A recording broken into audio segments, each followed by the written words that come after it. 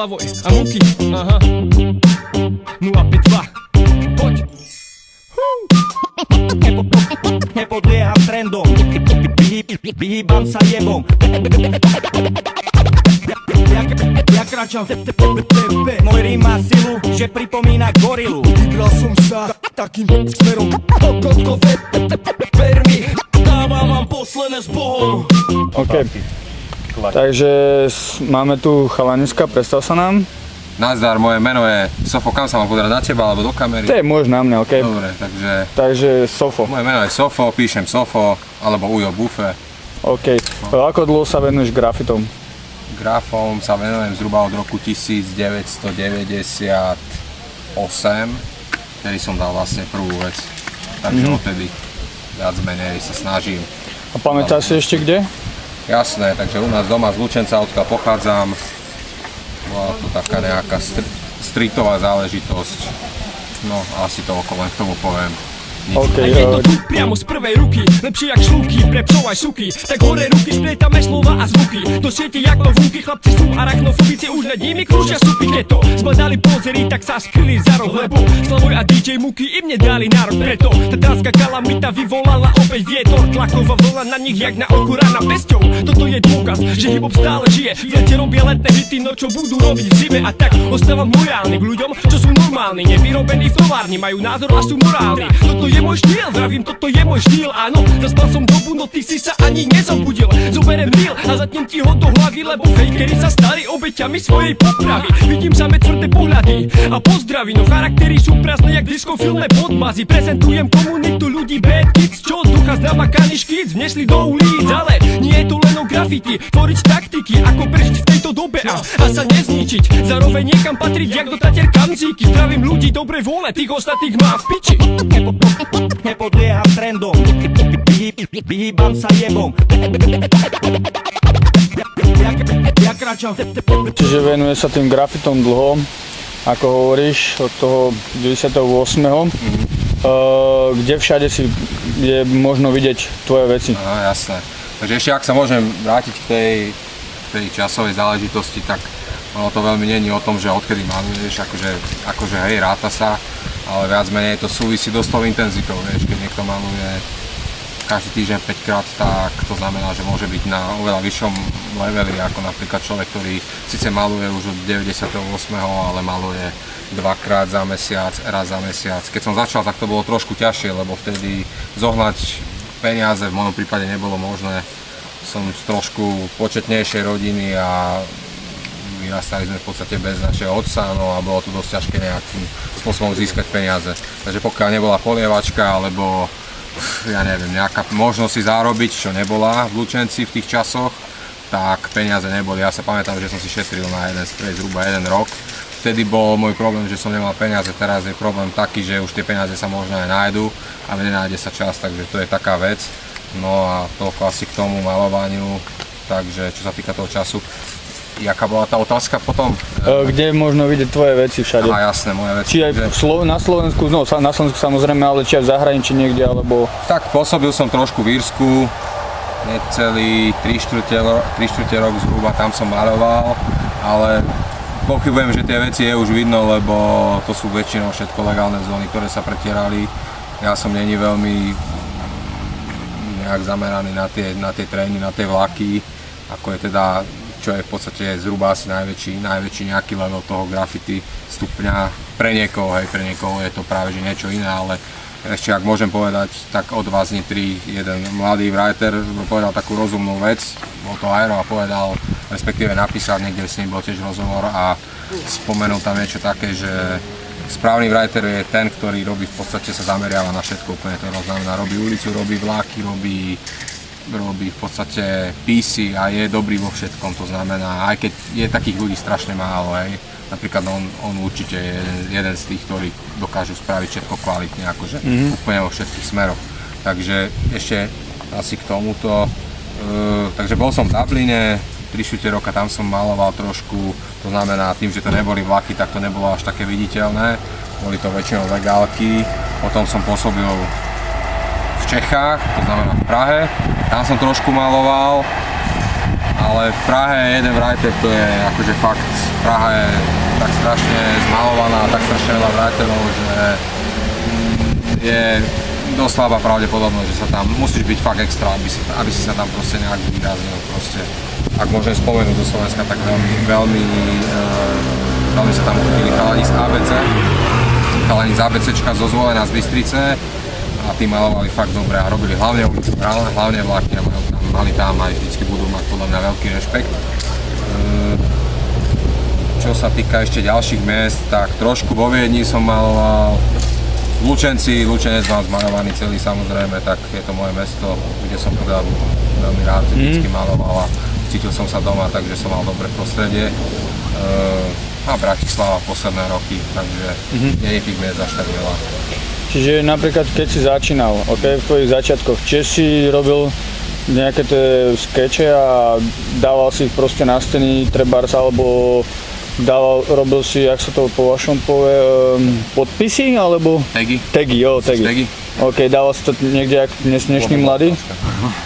Ja som v podstate, čo sa týka tých tagov, tak tagoval som strašne málo, keď som mal farby, tak som sa hlavne zameriaval na tie, nie murály, ale hlavne na tie legálne farebné veci, takže tie tagy neboli, chromy boli trošku, u nás v Lučenci, tam som sa troška snažil, to znamená, tá ulica bola tam vždycky, ale vzhľadom na to, že sme nemali napríklad tie jardy, nedalo sa veľmi tam akože malovať, neboli tam také možnosti, ako mali napríklad susedia vo Zvolene, Bystrici alebo niekde inde, ale tak nie je to taký blbý argument, no vtedy aj tých 15 korún bolo veľa proste na ten vlak, takže ak sme sa niekde chceli dostať na zem, tak sme vždycky išli len stopom a viem, že sme chodili na jammy takým štýlom, že 4 až 6 hodín sme išli 30 km a boli to proste kruté zážitky, brejkovačky na diaľniciach a podobné disciplíny, aby nás teda zobrali do toho auta a dostali sme sa čo proste kdekoľvek, takže asi takým štýlom to fungovalo, tak sme všetko sockovali a snažili sa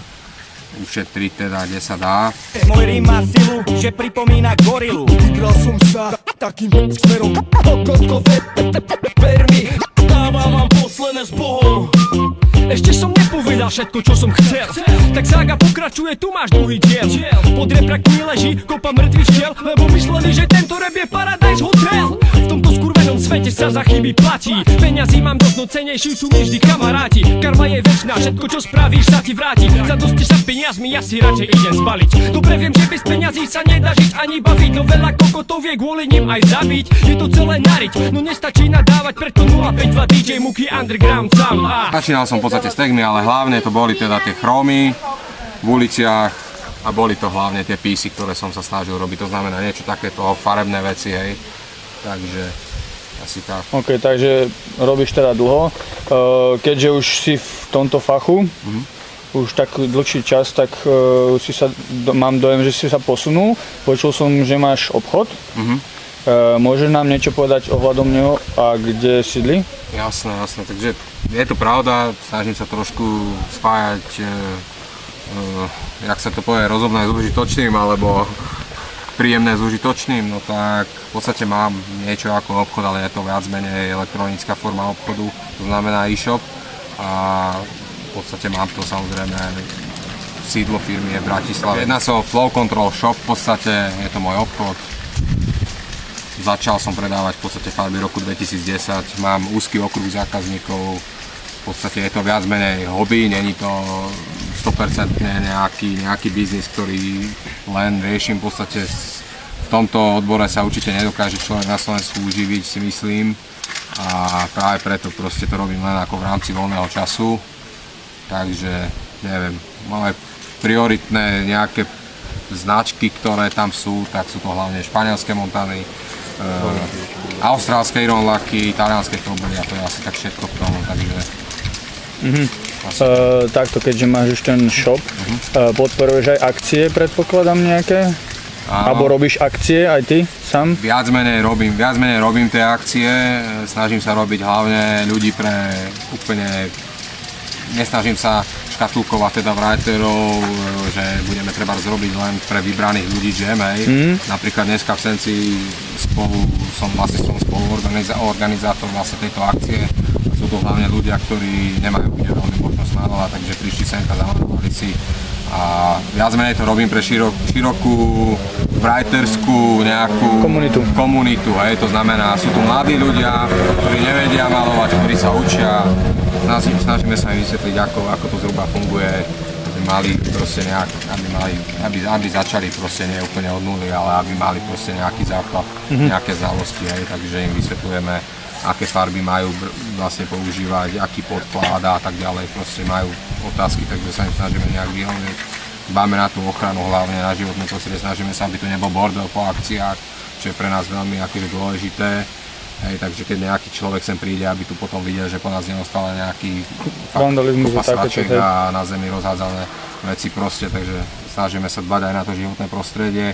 No a čo sa týka tých akcií, tak ja robím hlavne takéto menšie akcie, to znamená nie veľmi komerčné, to znamená, kde si ľudia môžu prísť, zamaľovať a asi tak v podstate. Robil som jednu veľkú akciu graffiti proti rakovine, ktorá bola v podstate v pohode, mali sme tam veľa writerov zo zahraničia, z Brightonu tam prišli chlapci z MSK, v podstate Gary Herov a tak ďalej.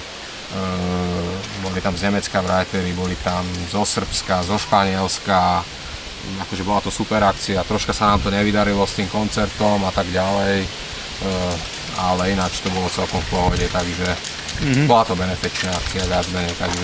Spomínal si, že máte značku Montana, alebo máš značku Montana, máš aj nejaké iné značky, alebo proste nejaké veci, novinky ohľadom?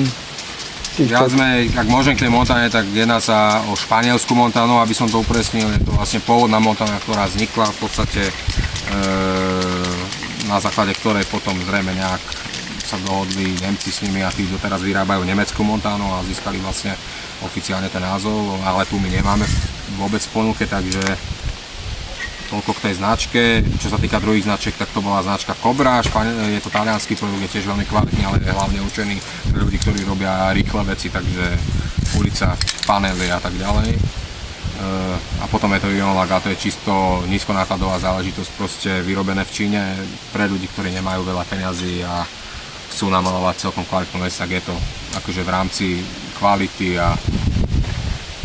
a ceny je to také niečo zhruba. Takže toto sú vlastne 3 značky, ktorým sa venujem a snažím sa ich nejak spropagovať aj na Slovensku, takže asi tak. Graffiti, ako väčšina ľudí hovorí, je vandalizmus. Má to spoločné niečo aj s políciou. Má si aj nejaké zážitky, že si proste mal nejaké problémy s nimi a musel si to riešiť, alebo stihol si utiecť? No tak samozrejme, že stihol som párkrát utiecť, ale mal som teda nejaké zážitky s políciou. Raz ma dokonca zobrali aj na policajnú stanicu, dali mi puta, bol som v celé predbežného zadržania proste a takéto disciplíny, ale samozrejme, keďže vieme, aká je slovenská legislatíva, obsahuje strašne veľa dier, tak dá sa vždycky proste nejakým spôsobom ísť kľúkať tou cestou a výjsť z toho.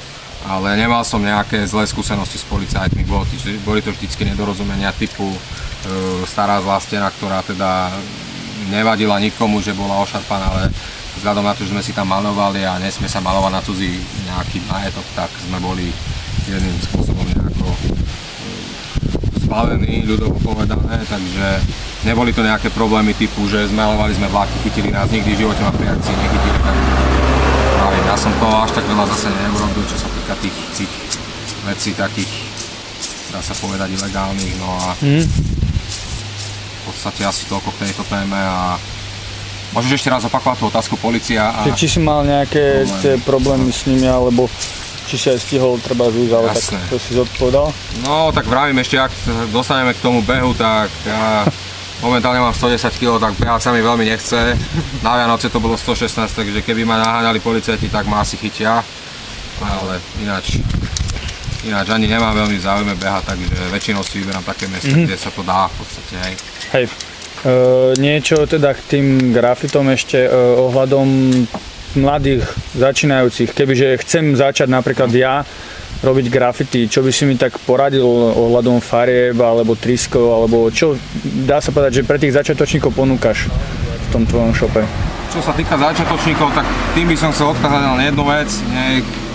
Samozrejme, netýka sa to len začiatočníkov, týka sa to v podstate aj skúsených writerov. Treba si dobre premyslieť predtým, do čoho vlastne ideš, pokiaľ sa jedná o nejakú záležitosť vlákov a tak ďalej, tak samozrejme je to troška na zamyslenie. A čo sa týka vlastne mladých ľudí, ktorí začínajú malovať, tak nemali by sa veľmi sústrediť na farebné nejaké riešenie svojich diel, ale mali by sa hlavne zamerať na tvárové riešenie, to znamená, mali by mať tvár, mali by mať nejaký flow, malo by to mať dynamiku, proporciu a tak ďalej, takže toto by som možno skúsil navrhnúť im a hlavne veľa kresliť ručne. Strašne veľa kresliť, skečovať, vytvárať si vlastný štýl, neinšpirovať sa len domácou scénou, treba si pozerať veľa vecí z celého svetu, pokiaľ je možnosť ísť niekam a stretnúť ešte tých ľudí, tak je to ešte lepšie proste a odporúčiť farby, žiadna farba neurobí z teba writera, takže môžeš si kúpiť drahšiu farbu, môžeš si kúpiť lepšiu farbu, samozrejme každé má niečo plus alebo mínus, ale vravím, žiadny sprej neurobí z nikoho writera proste, takže to je len otázka skills a skúseností, takže asi tak. Vy, David, ešte stále nás to baví robiť obyčajné veci s veľkými písmenami. Toto som počúval dávno, keď som bol malý, no dnes témy vyprchali a tak z každého sú králi. Pýtam sa, čo chceme zanechať mladým, síce ešte nie som starý pes, no cítim zodpovednosť za nich. Sloboda, rovnosť, bratstvo, kamarátstvo, my nepodvádzame, ale vykladáme karty na stôl. Možno žijem v ľude, no radšej som vo blúde ako v diskofilmnom klube, kde dostaneš po hube, radšej v mojom húde, kde stretnem moje ľudia. Šlavuj 052 DJ Muky, ostávame v kľude. Nepodlieham trendom, vyhýbam sa jebom. Ja kráčam v TPP. Ohľadom tých akcií robíš aj workshopy? Alebo art akcie? Workshopy zatiaľ nerobím, ani nejaké takéto akcie. Spolupracovali sme síce s nejakými školami a tak ďalej, tam nám to veľmi nevyšlo, ale tam práve, že dali priestor nám, akože je to v pohode, myslím si, že nie je na tom nič zlé, ale viac menej nechcem to ťahať do nejakého teplého kútu proste a pre mňa aj graffiti, proste písmo, tvary a tak to má byť proste, tak to má ostať, hej. Takže, čo sa týka tej scény, ja som bol veľmi ovplyvnený hlavne bratislavskou scénou a hlavne to boli roky 2000, 2001 a asi by som povedal najznámejší graffiti magazín, ktorý na Slovensku kedy bol vydaný, Art Attack, akože týmto chcem akože povedať aj respektíve nejakým spôsobom zdieľať veľký rešpekt pre Mira Gajdoša, ktorý to vlastne všetko začal, najprv to vydával elektronicky, potom to dokonca aj vytlačili a podľa mňa to bola jedna najsilnejšia zlatá éra, ktorá kedy tu na Slovensku bola. Ako vravím, bol som dosť ovplyvnený tými vecami, ktoré som tam videl proste. Boli to fakt super proste kvalitné veci, či sa bavíme o ulici, či sa bavíme o vlákoch, či sa bavíme o písoch, charakteroch proste. Povedal by som, že asi fakt niečo najlepšie, čo tu kedy mohlo byť na Slovensku. Momentálne to trošku stagnuje posledné roky, ľudia sa na to až tak sú skalní a potom sú proste menší, mladší ľudia, ktorých to baví zhruba pár rokov a potom ich už o nich nepočuješ, takže je tu fakt dosť veľa ľudí, ale pokiaľ môžem povedať k tým nejakým začiatkom, tak pokiaľ mám známe, tak viem, že treba z mesta, okrem Bratislavy, tak viem, že v Trenčíne tam to bolo tiež dosť silné, ľudia okolo Nomáda, Banská Bystrica, tiež veľmi rešpektabilné veci, Osakru, Cejl, Vajk, Vosker, proste všetci títo ľudia tam z Banskej Bystrice, ktorí to tam tiež, akože bola to troška iná scéna, inak to tam vyzeralo, ale dusili to akože silným štýlom. Ja som bol oboznámený veľmi so Zvolenom, kde boli fakt podľa mňa jedno z najoldsschoolovejších vecí proste na Slovensku a akože dosť nadčasové veci a čo sa týka charakterov a tak ďalej. DX, ktorú musím pozdraviť týmto smerom, alebo ako by som to nazval, touto cestou. Samozrejme východné Slovensko, Poprad, tam tiež boli nejaké začiatky silné. Žilina samozrejme. Neviem teda, čo by som ešte mohol spomenúť. V Košiciach boli tiež chalani, ktorí dokonca jeden z nich už ani nežije. Ares, tuším, to je tiež to tam rozbehli celkom silným štýlom, takže čo sa týka Slovenska, tak ono to tu začínalo zhruba nejakých tých rokoch 95, 96 a bolo to akože celkom v pohode, no. Takže čo sa týka tej nejakej úrovni a nejakých proste začiatkov na Slovensku, asi toľko k tomu. Keby som mal menovať, tak je to asi strašne veľa ľudí. Jasné. Momentálne, čo sa týka graffiti, tak myslím si, že bratislavská scéna je jedna asi z najsilnejších. Mám rád ja osobne východné Slovensko, to znamená Košice, Trebišov sa mi veľmi páčia. Prešove to je tiež celkom silné. V Žiline to už trošku upadlo, ale stále sú tam nejakí ľudia, ktorí mastia. Bystrica je silná. Zvolen, zo pár ľudí ešte stále je. A Trenčín tiež trošku, Trnava je tiež akože silná, ale myslím, že tá Bratislava je asi najsilnejšia. A ešte som zabudol povedať samozrejme rodnú Nitru vašu, takže myslím si, že Nitra je tiež jedno z miest, ktoré posledné roky hlavne išlo hore proste a tí ľudia sú tam a klepú akože čoraz viac a viac a to sa mi fakt páči, že možno tiež veľmi dobrí writeri sú tam, takže asi tak. Čiže spomenuli sme tie dávnejšie časy, jak sa tu vyvíjalo. Kde sa vidíš za 20 rokov trebárs? Fú, LHK, ležať hore kokotom asi nikdy, takže... Či budeš ešte malovať, alebo či už proste to necháš a necháš to pre tých mladších a budeš im už viac menej dávať tie rady?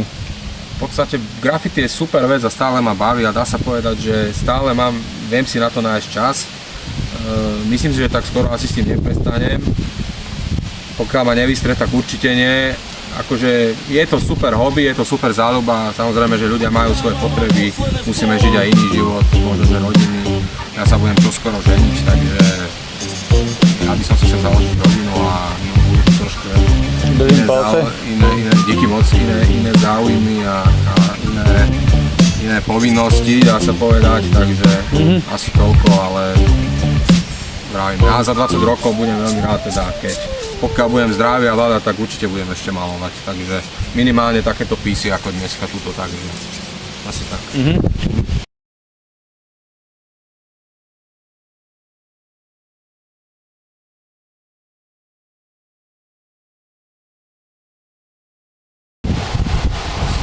Okay.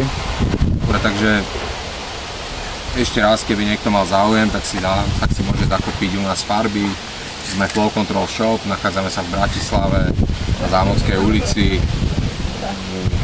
Výber je skvelý, máme španielské montány, talianské kobry, austrálske roláky. Proste pokiaľ sa viete prispôsobiť, ozvať sa nám, tak vieme to nejakým spôsobom dohodnúť a vieme sa stretnúť, vieme komunikovať. Vieme spoločne komunikovať, takže asi tak.